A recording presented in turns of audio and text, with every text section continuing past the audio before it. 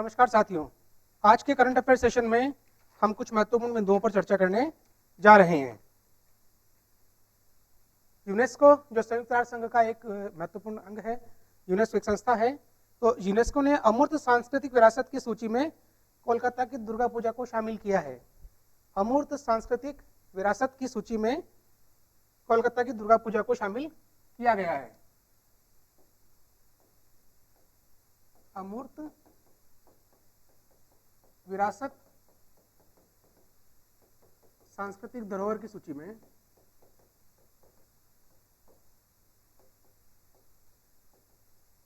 दुर्गा पूजा, जो हम जानते हैं पश्चिम बंगाल में, कोलकाता की बड़ी प्रसिद्ध है, पूरे पश्चिम बंगाल में होता है ये, उसको शामिल किया है। इसके अलावा यूनेस्को ने अमूर्त सांस्कृतिक धरोहर की सूची में केरल के दो नृत्य हैं, मेदियत्तम नृत्य और कुट्टियत्तम नृत्य। मेदियत्तम नृत्य और कुट्टियत्तम नृत्य, मैं लिख देता हूं, मेदियत्तम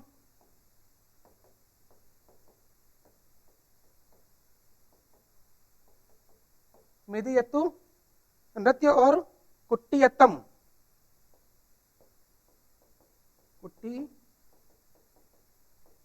नृत्य, ये दोनों जो नृत्य हैं वो केरल के हैं, इनको भी शामिल किया जा चुका है पहले। राजस्थान का कालबेलिया नृत्य,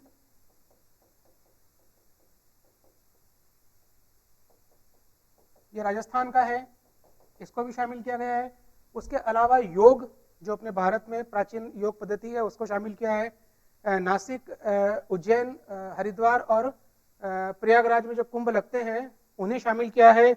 उसके अलावा उत्तराखंड की रमन पूजा, लद्दाख का बौद्ध जप और मणिपुर का संकीर्तन, ये कुल मिला के 10 जो विभिन्न क्षेत्र हैं उन्हें यूनेस्को ने सांस्कृतिक विरासत की सूची में शामिल किया है। लेटेस्ट अभी जो शामिल किया है वो है कोलकाता की दुर्गा पूजा। तो आप साथियों ऐसे याद रखेंगे।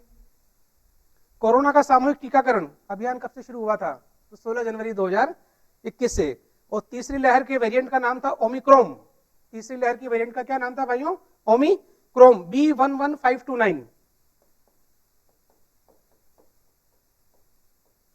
ये ओमिक्रॉन वेरिएंट है, ये तीसरी लहर का वेरिएंट माना गया था और टीकाकरण प्रभावी रहा और इस ओमिक्रॉन वेरिएंट से देश को बहुत ज्यादा कैजुअलिटी नहीं हुई।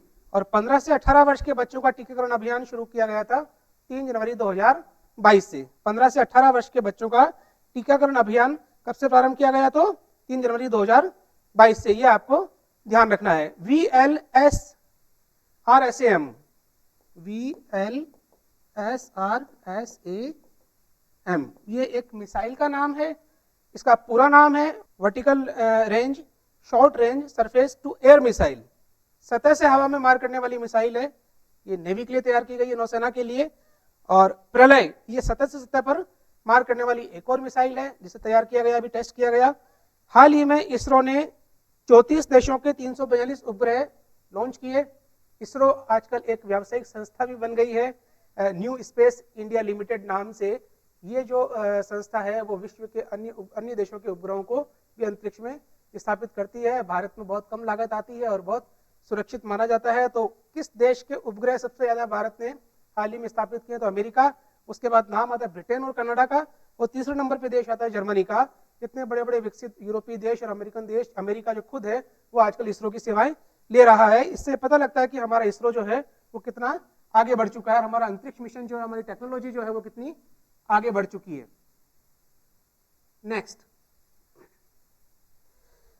गगनयान, मनुष्य को अंतरिक्ष में भेजने की तैयारी, इस मिशन का नाम रखा है जो भारत तैयारी कर रहा है। समुद्रयान भी इसी श्रृंखला में एक और नया महत्वाकांक्षी मिशन की शुरुआत हो रही है जो ब्लू इकोनॉमी को बढ़ावा देने में काम करेगी।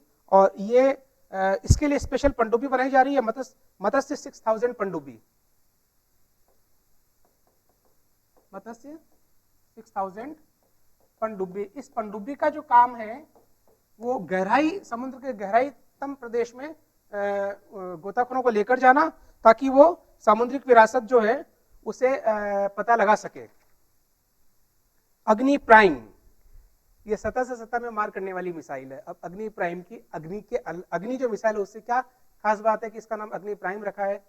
इस मिसाइल को सड़क से और ट्रेन से भी छोड़ा जा सकता है। ये अग्नि प्राइम मिसाइल है, बहुत हल्की मिसाइल है और इसका जो टेस्ट किया गया था वो हम जानते हैं उड़ीसा में जो एपीजे अब्दुल कलाम द्वीप जो है वहां से सारे मिसाइलों के टेस्ट होते हैं। क्या आप बता सकते हैं कि भारत की प्रथम युद्धक मिसाइल कौन सी है? तो भारत की प्रथम युद्धक मिसाइल है पृथ्वी, जो सतह से सतह पे मार करने वाली मिसाइल है। ब्रह्मोस मिसाइल, ब्रह्मोस मिसाइल इसमें ये रूस के सहयोग से बन रही है। ये मैंने पिछले सेशन में क्वेश्चन भी आपसे पूछा था कि ब्रह्मोस मिसाइल का निर्माण भारत किस देश के सहयोग से कर रहा है? तो रूस के सहयोग से कर रहा है। यहाँ ब्रह्मपुत्र भारत की नदी और ओस रूस की नदी, इन दोनों नदियों को मिलाकर ब्रह्मोस नाम दिया है उस मिसाइल का, जिसका निर्माण अब उत्तर प्रदेश के लखनऊ जिले के हरोनी क्षेत्र में किया जाएगा। तो आप ध्यान रखेंगे, हरोनी, लखनऊ, उत्तर प्रदेश, यहां पर ब्रह्मोस मिसाइल का निर्माण किया जाएगा। बांग्लादेश स्वतंत्रता की 50वीं वर्षगांठ पर राष्ट्रपति कोविंद ने राष्ट्रीय शहीद स्मारक का उद्घाटन किया। ये बांग्लादेश में किया। उस स्थान का नाम है सावर। उस स्थान का नाम है सावर। एक सावर अपने अजमेर में भी आता है, पर ये बांग्लादेश का स्थान है सावर, जहां पर मुक्ति वाहिनी सेना जो बांग्लादेश की थी उसके साथ मिलकर भारतीय सेना ने पाकिस्तान से पूर्वी पाकिस्तान से पश्चिमी पाकिस्तान को, पश्चिमी पाकिस्तान से पूर्वी पाकिस्तान को आजाद कराया था और बांग्लादेश इसे राष्ट्र स्वतंत्रता दिवस के रूप में मनाता है। 1971 की यह बात है, अभी 50वीं वर्षगांठ उसकी मनाई गई। पार्कर यान बड़ा ही महत्वपूर्ण एक अंतरिक्ष मिशन है, बहुत ही महत्वाकांक्षी अंतरिक्ष मिशन है नासा का। पार्कर यान ये सूर्य के कोरोना में जाने वाला इस पृथ्वी का किसी भी देश का पहला यान बना है। इसे अगस्त 2018 को लॉन्च किया गया था। अगस्त 2018 को लॉन्च किया गया था और अप्रैल 2021 में यह सूर्य की कोरोना में पहुंचा। कोरोना जिसे सूर्य का मुकुट भी कहते हैं, और इतना नजदीक जाने वाला ये इस धरती का सबसे पहला विमान है। इससे पहले हेलियोस 2 नाम के एक विमान को छोड़ा गया था। अब इसका नाम पार्कर क्यों रखा है? तो एक सुपरसोनिक सोलर पिंड का सिद्धांत देने वाले अमेरिकी भौतिक शास्त्री हैं जिनका नाम है यूजीन पार्कर। उन्हीं के नाम से इस मिशन का नाम, इस यान का नाम पार्कर रखा है। इसी क्रम में भारत भी एक महत्वाकांक्षी प्रोजेक्ट की तैयारी कर रहा है आदित्य L1 नाम से। आदित्य L1 नाम से एक मिशन की तैयारी कर रहा है, ये विमान बनाने की तैयारी कर रहा है जो सूर्य के पास में, सूर्य की किसी कक्षा में स्थापित होगा और उससे संबंधित महत्वपूर्ण जानकारी हमें उपलब्ध करवाएगा। यहाँ L का मतलब है लैग्रेंज पॉइंट। L का मतलब क्या है? Lagrange point. ये कौन सा पॉइंट होता है? तो पृथ्वी और सूर्य के बीच में ऐसे कई सारे अपोजिट डायरेक्शन में भी और एक लीनियर सतह पर भी, एक रेखीय सतह पर भी कई पॉइंट्स होते हैं। L1, L2, L3, L4, L5 कई सारे नाम दिए गए हैं लैग्रेंज पॉइंट। ये वो पॉइंट होते हैं जहां पर कोई भी वस्तु अगर आती है तो उस स्थान पर पृथ्वी का गुरुत्वाकर्षण पर बल उस पर नगण्य होता है और सूर्य का ग्रेविटेशन फोर्स भी उस पर नगण्य होता है। तो उस स्थान पर वो वस्तु स्थिर अवस्था में रहकर जिस भी क्षेत्र की स्टडी करना चाहती है आराम से कर सकती है। उस पर्टिकुलर पॉइंट को बोलते हैं लैग्रेंज पॉइंट। नेक्स्ट, भारत 3 देशों के साथ 2+2 वार्ता करता है। 2+2 वार्ता। अब ये 2+2 वार्ता क्या है? ये मंत्री स्तरीय वार्ता है। इसमें भारत के 2 मंत्री, विदेश मंत्री और रक्षा मंत्री, और जिस देश के साथ ये वार्ता हो रही है उसके भी इसी के समकक्ष विदेश मंत्री और रक्षा मंत्री टेबल पर बैठकर वार्ता करते हैं। इसे 2+2 वार्ता का नाम दिया जाता है। भारत किन किन देशों के साथ ऐसी वार्ता करता है? तो अभी तक भारत अमेरिका, जापान और ऑस्ट्रेलिया के साथ 2+2 वार्ता कर रहा था और इसी वर्ष रूस के साथ भी भारत ने इस वार्ता को करने का एक समझौता किया है। तो भारत विश्व के 4 देशों के साथ 2+2 स्तर की वार्ता करता है। भारत का रूस के साथ शिखर वार्ता भी होती है, द्विपक्षीय शिखर वार्ता, जिसमें एक वर्ष भारतीय प्रधानमंत्री रूस जाते हैं और नेक्स्ट वर्ष जो है उन्हीं के समकक्ष, प्रधानमंत्री के समकक्ष रूस के नेता, राष्ट्रपति जो है वो व्लादिमीर पुतिन अभी वर्तमान में है, वो भारत की यात्रा करते हैं। तो अल्टरनेट एक बार भारत के प्रधानमंत्री और एक बार रूस के राष्ट्रपति का आना जाना रहता है इसको द्विपक्षीय शिखर वार्ता, और इसी के क्रम में अमेरिका, जापान, ऑस्ट्रेलिया और रूस, ये 4 देशों के साथ अब भारत जो है वो 2+2 लेवल की वार्ता करता है। AK-203 assault rifle, AK-203 assault rifle,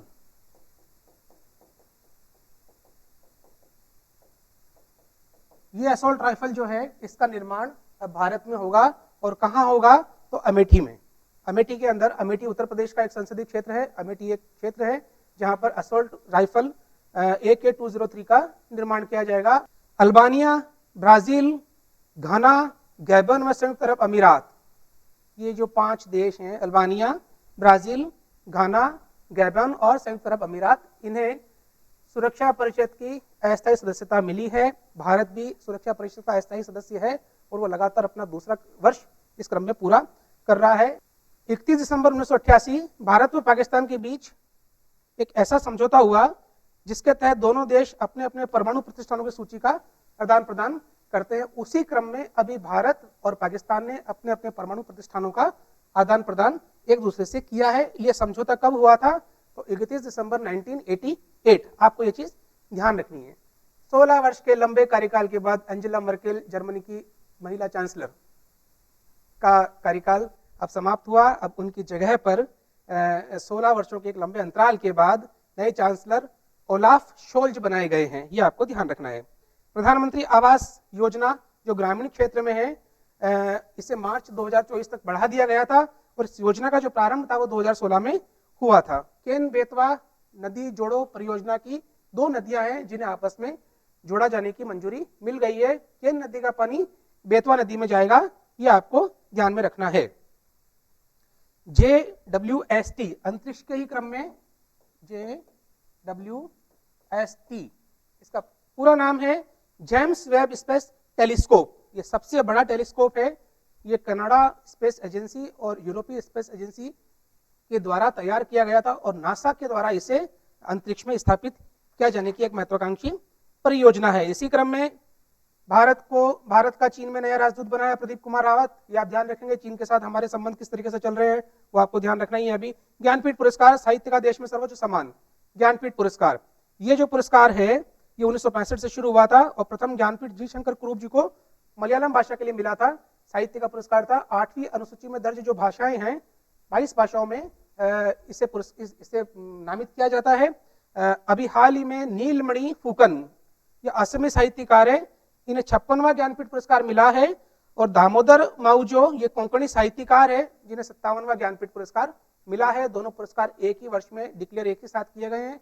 Covid की वजह से प्रोग्राम्स हो नहीं पाए थे। इस पुरस्कार में वोक देवी की प्रतिमा मिलती है, सरस्वती की प्रतिमा मिलती है और 11 लाख रुपए का नगद कैश पैसा मिलता है।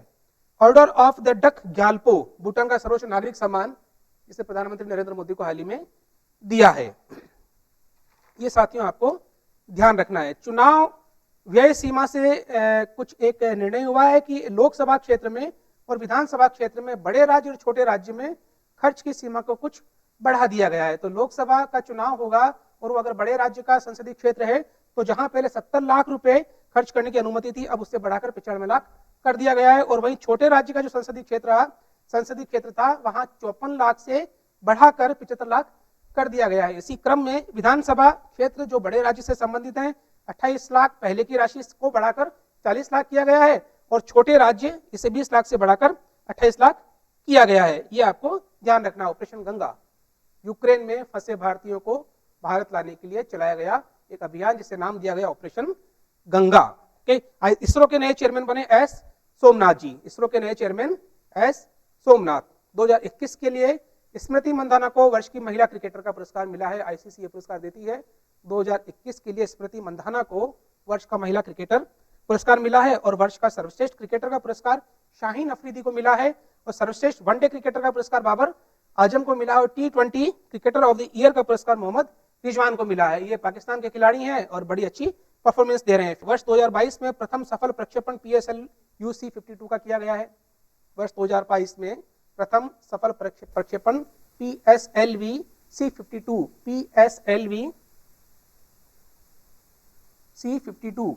Polar satellite launch vehicle, polar satellite launch vehicle, ध्रुवीय कक्षा में स्थापित किया जाने वाला सैटेलाइट PSLV-C-52 का प्रक्षेपण किया गया है। ये एक 3 उपग्रहों को एक साथ इसने भेजा है।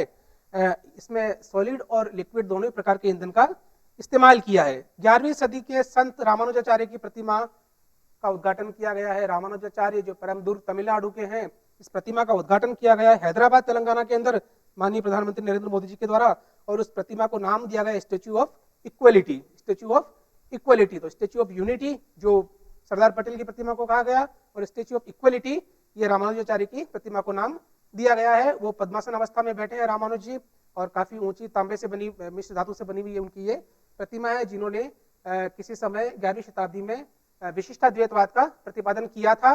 ये शंकराचार्य के ही पीढ़ी के संत माने जाते हैं, उन्हीं के शिष्य माने जाते हैं शंकराचार्य जी के ही। हालांकि शंकराचार्य जी का जो काल था वो 7वीं शताब्दी का था और वो केरलाइट थे।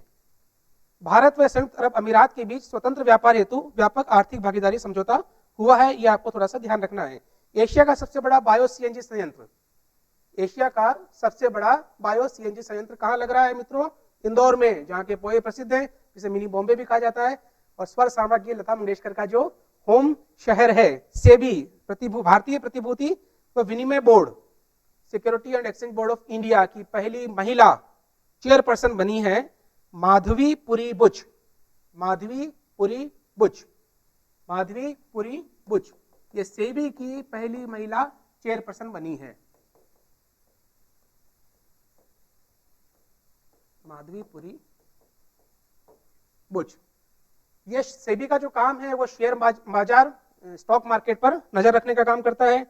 गणतंत्र दिवस परेड में किस राज्य की झांकी को सर्वश्रेष्ठ करार दिया गया? तो उत्तर प्रदेश की झांकी को, जिसमें काशी विश्वनाथ कॉरिडोर को उन्होंने और उत्तर प्रदेश की लोक संस्कृति का उन्होंने प्रसारण किया था। बप्पी लहरी, इनका हाल ही में निधन हुआ है। ये किस क्षेत्र के थे? तो संगीतकार व गायक। दोस्तों याद रखेंगे, संगीतकार व गायक, नर्तक नहीं थे, ये संगीतकार व गायक थे। एक बार माइकल जैक्सन की जब मृत्यु हुई थी तो आरएस के एग्जाम में प्रश्न आया था, तो माइकल जैक्सन मुख्यतः किस फील्ड से संबंधित थे? तो जनरली लोग मानते हैं कि माइकल जैक्सन स्टाइल में वो डांस कर रहा है, तो माइकल जैक्सन नृत्यकार नहीं थे। माइकल जैक्सन वास्तव में गायक कलाकार थे। और यही ध्यान रखेंगे, बप्पी लहरी का जो क्षेत्र है, कार्य क्षेत्र, वो कौन सा? तो संगीतकार व गायक कलाकार। डिस्को गाने का इन्होंने भारत में वो किया था। अटल टनल हिमाचल प्रदेश में 10,000 फुट की ऊंचाई पर विश्व की सबसे बड़ी टनल उद्घाटन कर लिया गया है। शीतकालीन ओलंपिक कहाँ हुए? तो बीजिंग में, ये आपको ध्यान रखना है। आईसीसी अंडर 19 विश्व कप विजेता कौन बना है? तो भारत कौन सी बार बना है? तो 5वीं बार बना है। साथियों ध्यान रखिएगा, भारत कौन सी बार बना है? तो 5वीं बार बना है। ऑस्ट्रेलियन ओपन वर्ष का पहला ग्रैंड स्लैम टूर्नामेंट।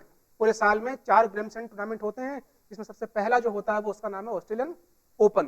फिर विंबलडन ओपन, फ्रेंच ओपन और अमेरिकन ओपन भी इसी क्रम में पूरे साल में ये 4 टूर्नामेंट किए जाते हैं। तो इस वर्ष का ऑस्ट्रेलियन ओपन टूर्नामेंट जीतने वाला है राफेल नडाल, स्पेन के खिलाड़ी हैं। और महिला का एकल जीतने वाला है एर्शिले बार्टी, ये ऑस्ट्रेलिया की खिलाड़ी हैं। इन चारों ग्रैंड स्लैम पुरस्कारों में फ्रेंच ओपन ग्रैंड स्लैम जो टूर्नामेंट, उसकी खास बात है ये क्ले कोर्ट पर होता है, लाल मिट्टी पर होता है। बाकी के सारे जो टूर्नामेंट हैं, ऑस्ट्रेलियन ओपन, विंबलडन ओपन और अमेरिकन ओपन, यूएस ओपन, ये सारे जो टूर्नामेंट हैं वो आर्टिफिशियल ग्रास पर होते हैं। नोवाक जोकोविच के साथ एक बहुत ही जबरदस्त घटना हुई कि ये खेलने के लिए जा रहे थे, लेकिन वीजा रद्द हो गया। वीजा रद्द होने का कारण था कोविड वैक्सीन इन्होंने नहीं लगाई थी, इसलिए इनको खेलने की अनुमति नहीं दी गई। भारत का किस देश के साथ सबसे ज्यादा निर्यात होता है?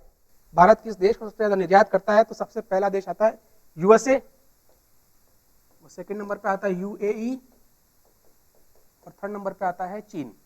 एक्सपोर्ट के मामले में, निर्यात के मामले में भारत इन देशों को निर्यात करता है। सबसे ज्यादा करता है अमेरिका को, संयुक्त राज्य अमेरिका, दूसरे नंबर पे है संयुक्त अरब अमीरात और तीसरे नंबर पे आता है चाइना। और इंपोर्ट की बात अपन करें आयात की, तो इसी चीज को आप जस्ट अपोजिट कर दीजिए। हम सबसे ज्यादा आयात मंगवाते हैं चीन से, और उसके बाद नंबर आता है यूएई का, हम यूएई से मंगवाते हैं, और उसके बाद नंबर आता है यूएसए का। तो निर्यात हम सबसे ज्यादा करते हैं यूएसए को और आयात हम सबसे ज्यादा करते हैं चीन से। ये आपको थोड़ा सा साथियों ध्यान रखना है। भारत के 16 वर्षीय ग्रैंड मास्टर रमेश बाबू प्रज्ञानंद, गजब का काम किया भाई इन्होंने, विश्व के ग्रैंड मास्टर को टूर्नामेंट में हरा दिया।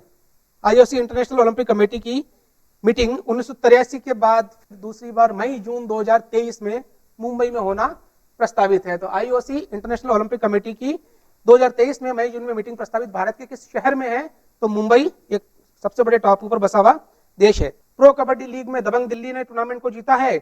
इसरो ने 14 फरवरी 2022 को भू सर्वेक्षण उपग्रह प्रक्षेपित किया है।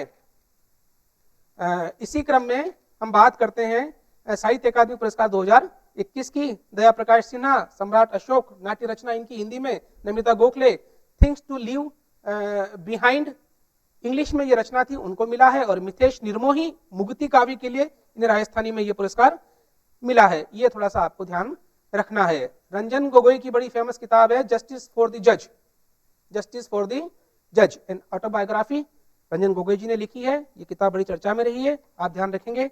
विश्व बैडमिंटन चैंपियनशिप में जो स्पेन में खेली गई थी, इसमें भारत के श्रीकांत को और रजत पदक और लक्ष्य सेन को कांस्य पदक मिला है। ये भी आपको थोड़ी सी जानकारी रखनी है। फिक्की के नए अध्यक्ष बने हैं संजीव मेहता और प्रदीप कुमार रावत चीन में राजदूत बने हैं, इस पे बात हो चुकी है। LCH प्रचंड लाइट कॉम्बैट हेलीकॉप्टर सर्वप्रथम चीन की सेना पर तैनाती की गई है। रेगिस्तान में भी इसको तैनात किया जाएगा।